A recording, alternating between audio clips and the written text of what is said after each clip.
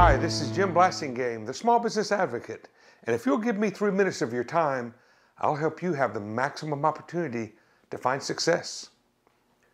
George was an unlikely success story and certainly no hero.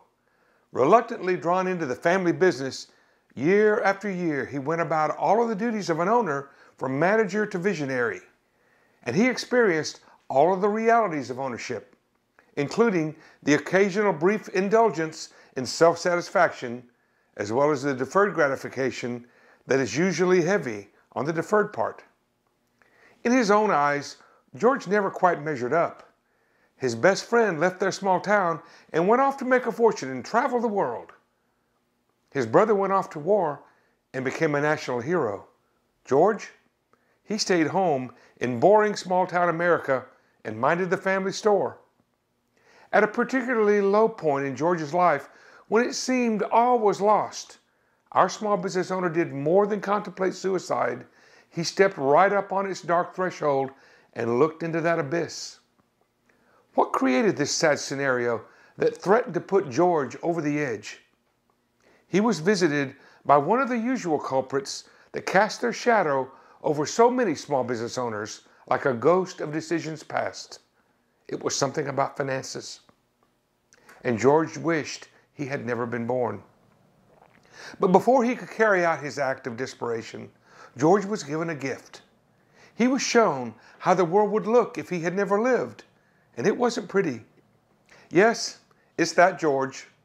By now, I'm sure you're getting way ahead of me. You no doubt recognize our friend as George Bailey, the owner of the building and loan in the Frank Capra classic, It's a Wonderful Life. I've seen that movie 100 times and I never get tired of it, but even though it's critical to the plot, I still can't watch the part where Uncle Billy loses the $8,000. The reason I'm retelling this story to you is because everything said previously, right up to the part about the gift, could be said about you or me, small business owner. To be sure, small business ownership has many advantages and can be extremely fulfilling. But it can also be lonely and frightening and frequented by ghosts of decisions past. And sometimes, like George, we feel that we just don't measure up. So now, I want to give you a gift. Remember George's angel, Clarence, ASC, for Angel Second Class? Clarence gave George his gift of what the world would look like without him. Well, let me be your angel, and here's your gift. You make a difference to your family, to your employees and their families, to your customers and their families, to your community, to your marketplace, to your nation, and to this planet.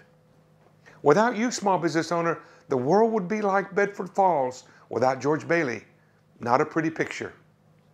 Next time you're visited by a ghost of decisions past or some other setback, dwell on it long enough to take corrective action, but never forget to take stock of all of the important things that you do for so many. I may be the only one who tells you this every day, small business owner, but you're not just my hero. You're the hero of a lot of people. And we don't want to see what the world would look like without the good things that you do. Write this on a rock. The spirit of small business, your spirit, is a wonderful gift to the world. Thank you for that. This is Jim Blasingame. I'll see you on the radio or on the internet at smallbusinessadvocate.com.